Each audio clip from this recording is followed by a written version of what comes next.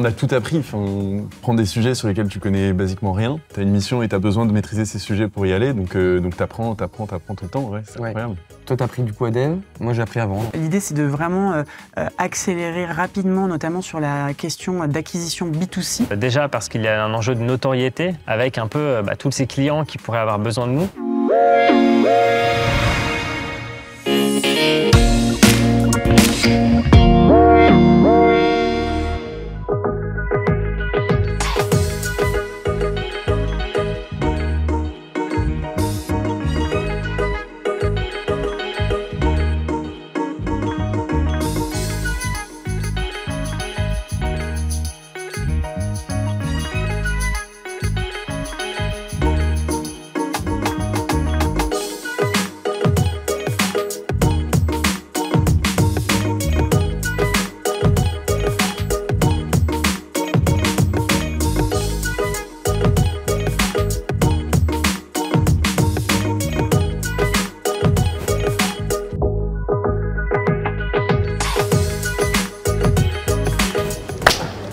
Accompagner des startups pendant un an, c'est un vrai roller coaster. On les accompagne dans les bons comme dans les moins bons moments.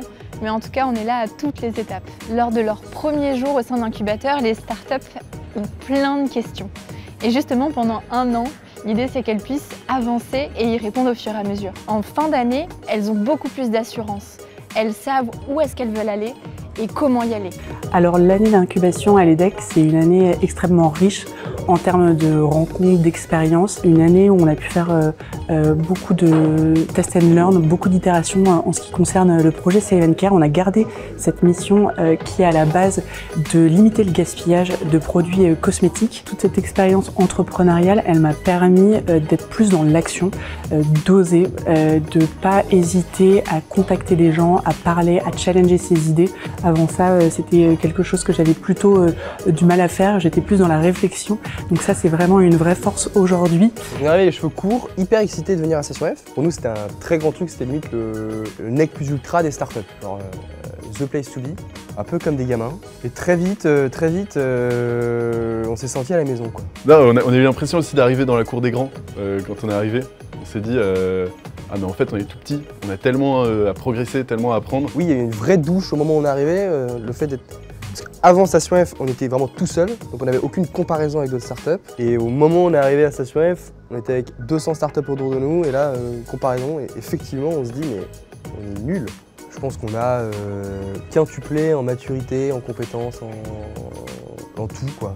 Cette année d'incubation était riche, pleine de rebondissements et d'émotions. On a beaucoup travaillé, on a eu des joies, on a eu un peu de tristesse, on a eu aussi beaucoup de doutes, mais on a su rebondir et ça nous a encore plus renforcés. Donc une superbe année qui est passée extrêmement vite. L'arrivée à Station F, je me souviens toujours du premier jour. On arrive comme ça, comme des amateurs.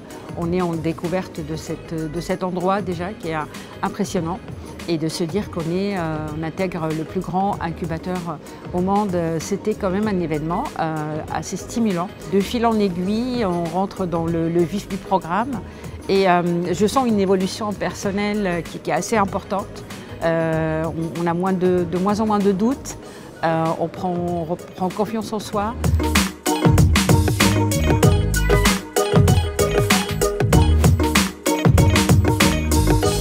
Pour la fin de son incubation, j'accompagne Manon sur la stratégie de financement, sur la posture à adopter pour contacter un business angel, mais aussi la mettre en relation avec les meilleurs experts. Pour la suite, Manon a décidé de rester à nos côtés, à continuer de se nourrir de l'écosystème via le programme Extension. Quand je suis arrivée au sein de l'incubateur de l'EDEC, je manquais de structure et d'organisation. Donc ça, c'est vraiment quelque chose sur lequel j'ai pu travailler pendant cette année d'incubation. Aujourd'hui, j'ai structuré mon projet et j'ai vraiment appris à être polyvalente sur différents sujets, tout en gardant vraiment cette idée d'optimisation du temps notamment. Donc tous les projets mis en place cette année nous ont permis de valider cette intuition de départ qui était que l'industrie cosmétique avait besoin d'aide pour limiter le gaspillage et valoriser sa marchandise en fin de cycle de vie des produits. Donc à partir de septembre, l'idée c'est d'intégrer l'incubateur de la BNP Paribas, Act for Impact, pour lequel Save & Care a déjà obtenu le label d'entreprise à mission.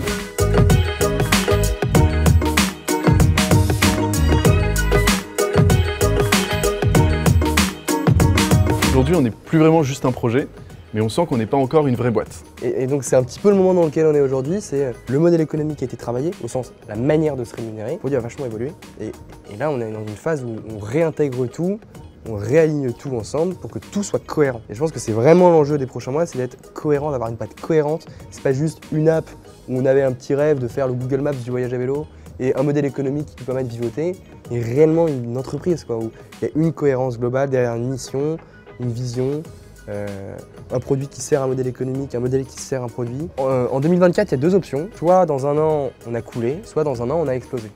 Et c'est pas tant, peut-être que ça se passera pas comme ça, mais c'est l'état d'esprit dans lequel on s'est mis. C'est de se dire, c'est cette année ou jamais. Financièrement, ce qui est chouette, c'est qu'on se met pas juste dans cet état d'esprit parce qu'on pense que c'est bon, mais c'est aussi que financièrement, ça nous est un peu imposé. Ces 12 mois d'incubation nous ont permis de monter en puissance sur différents sujets, notamment sur le premier nerf de la guerre de tout entrepreneur, le financement. Là, on vient d'obtenir un financement, ça va nous permettre de renforcer notre équipe, de renforcer notre produit et de se donner les moyens à la hauteur de nos ambitions. Cette année a été une année de rodage de notre service, une manière de maturer un peu notre proposition de valeur. Maintenant, il faut passer à la vitesse supérieure et ça passe par des efforts de communication pour faire savoir notre savoir-faire unique et en fait permettre au plus grand nombre d'y avoir accès et de nous connaître.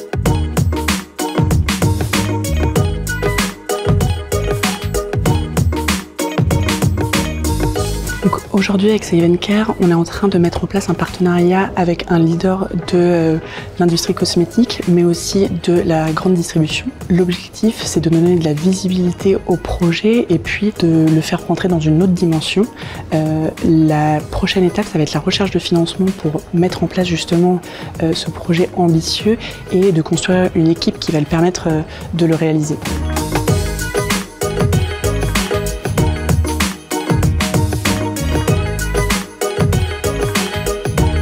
En fait, t'as trois facteurs qui rentrent en compte. C'est d'aller vite, d'avancer dans la bonne direction et d'être aligné. Et c'est un peu dur parfois de trouver l'équilibre entre ces trois choses-là.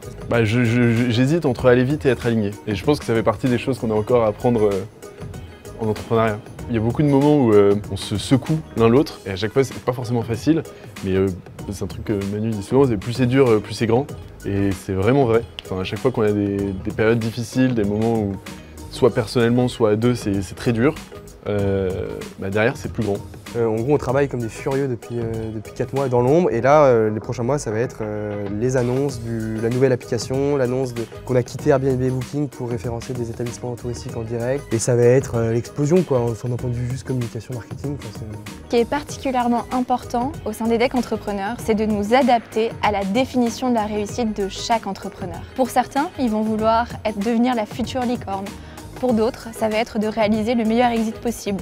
Ou enfin, c'est de trouver le chemin de la rentabilité, ce qui est plutôt une bonne idée compte tenu du contexte actuel.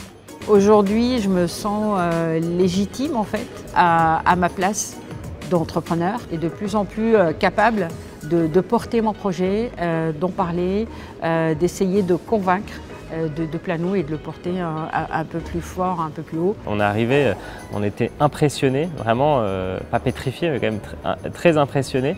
Et aujourd'hui, on se sent chez nous en fait. On se sent à notre place et on se sent légitime.